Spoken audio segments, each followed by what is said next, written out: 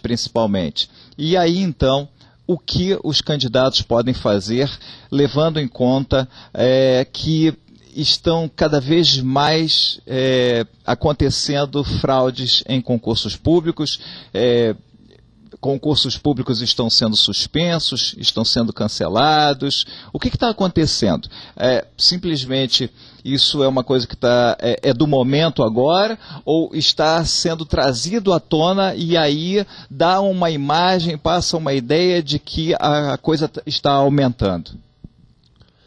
Eu acho que é uma coisa que sempre existiu.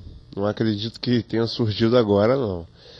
E eu acho que de vez em quando, né, essas pessoas deixam algum tipo de furo, deixam algum tipo de rastro, e quem está interessado, quem tem comprometimento com a verdade, né, com um certame sério e com uma investigação correta, vai investigar e acaba descobrindo. Isso aconteceu com a CESP-NB há uns anos atrás, né, a gente se recorda disso, nós nos recordamos, né, desse fato. Eu lembro que na época até se ventilou a possibilidade de se anular concurso para delegado da Polícia Federal, agente da Polícia Federal, de se rever concursos para procuradores federais, que a CESP tinha feito na época. Não se entrou nesse mérito, mas se descobriu que realmente alguns gabaritos da CESP-NB foram prendidos funcionários e etc. Eu acredito que a banca examinadora, se a função da banca examinadora é essa, exatamente elaborar, né, promover certames, promover concursos públicos, eles têm que eleger melhor os seus funcionários. Isso pode acontecer. Isso aconteceu aqui no estado do Rio de Janeiro. Teve eu não vou citar nomes, mas teve um professor numa banca, né, numa banca de um concurso de nível elevado aqui no Rio de Janeiro, que na sala de aula estava falando sobre questões que iam cair na prova. Mas isso acabou de acontecer, inclusive, tomando como exemplo São Paulo, a OAB de São Paulo acabou de cancelar o seu concurso, porque chegou à imprensa e ao Ministério Público que questões haviam sido comentadas da prova da OAB, isso é verdade? Bom, eu não tenho certeza se os fatos são verídicos, mas eu acho bem provável, porque o que se ventilou aqui no Rio de Janeiro, as informações que se passam, né, é que efetivamente a pessoa em sala de aula, quer dizer, isso já é um problema, porque se o professor faz parte da banca, a primeira coisa que deveria ser feita é o seguinte: não vai dar aula. Ora, se eu faço parte de uma banca, eu não vou dar aula para ninguém. Perfeito? Por quê? Porque eu vou me dedicar à banca, por isso que as questões são tão caras, por isso que as bancas pagam caro, e eu acho que tem que pagar também, tem que ter um rol, né, uma qualidade de funcionário extremamente competente e confiável, e para isso é importante boa remuneração, fiscalização e etc. E nós estamos lidando com o princípio da impessoalidade, são milhares de pessoas. Uma falha da banca examinadora não viola o direito de uma pessoa, viola o direito, viola o íntimo, né, de milhares de pessoas. Olha só para o concurso da Polícia Rodoviária Federal, 100 e tantas mil pessoas. Sabe-se lá qual é o prejuízo, se você for somar o prejuízo individual de cada um desses candidatos. Quer dizer, o prejuízo é irremediável, né? Uma coisa assim, estratosférica, teratológica. Só para a gente aproveitar que você citou a Polícia Rodoviária Federal, eu estou aqui com o jornal O Dia, matéria da repórter Andréa Machado, que faz o seguinte comentário. TJ também suspende prova, decisão foi tomada por receio de vazamento de questões, a exemplo do que houve com a Polícia Rodoviária Federal. Ou seja, só para levar ao conhecimento daqueles que ainda não sabem exatamente o que está acontecendo. A prova da Polícia Rodoviária Federal, que deveria acontecer semana passada, não é isso? Foi cancelada em cima da hora, porque houve indícios de fraude, ou já, não sei se já foi constatado, entendeu, a fraude em si.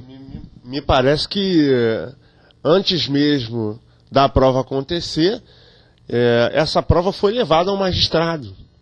Não, o magistrado parece, não tenho certeza, mas parece que o magistrado tomou conhecimento do fato e mandou um ofício, ou então um procurador, alguma coisa do gênero, mandou um ofício para saber se aquelas provas eram verídicas ou não, se realmente aquelas provas retratavam a prova que seria feita no domingo. E efetivamente eram as provas.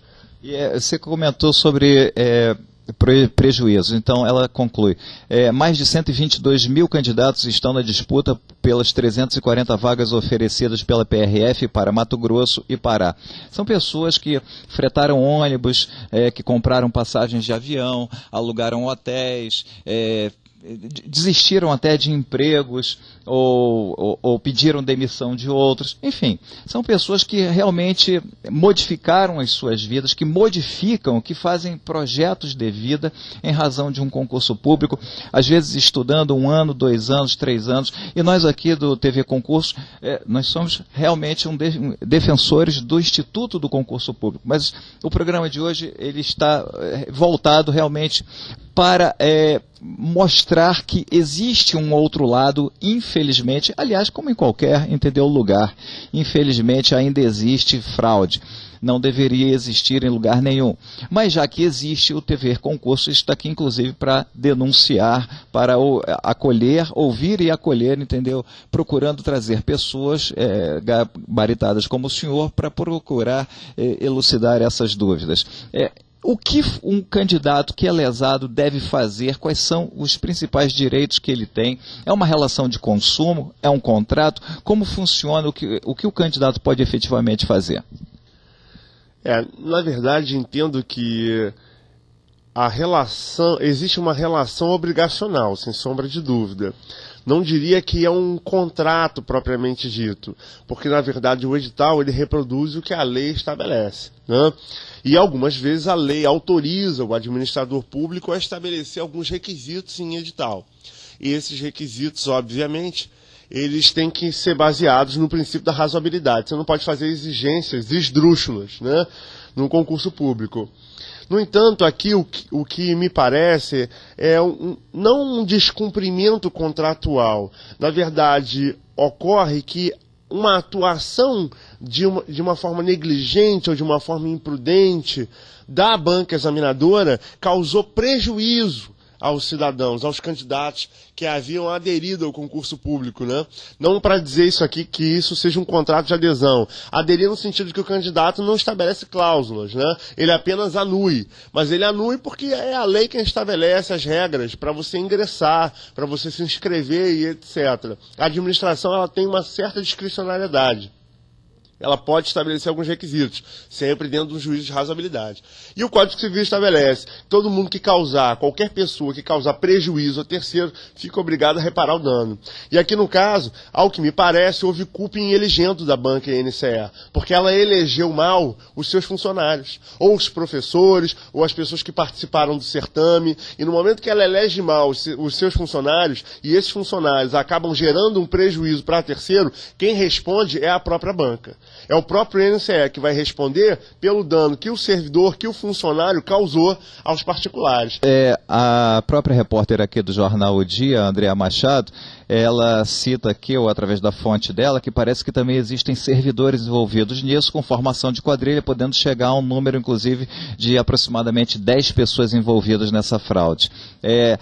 Especificamente, quando há presente indícios ou confirmado que houve a participação de servidores públicos, a banca, qual é o limite da responsabilidade da banca? Quem é dona do concurso é a banca ou é a instituição que é o cliente, a cliente que contrata aquela banca para realizar o concurso? Bom, o que nós temos que descobrir primeiro é a natureza jurídica do NCE. Saber se é uma fundação, se pertence à União, como é que funciona o NCE. Se é uma empresa privada, se é uma fundação pública de direito privado da administração, né? Primeiro é necessário se perquirir, se descobrir, investigar qual é a natureza jurídica, porque o Estado ele tem responsabilidade objetiva. Se ficar configurado que efetivamente um servidor causou prejuízo, e é o caso, né?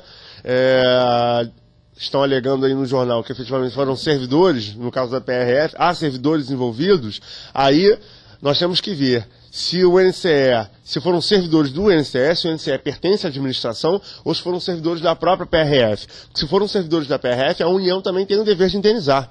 Que a PRF nada mais é do que um órgão da União. Um órgão, né, que está vinculado ao Ministério da Justiça. E temos que ver qual é a natureza jurídica do NCE. Porque se for privado, também vai ter obrigação de indenizar. Assim como o público tem obrigação. Mas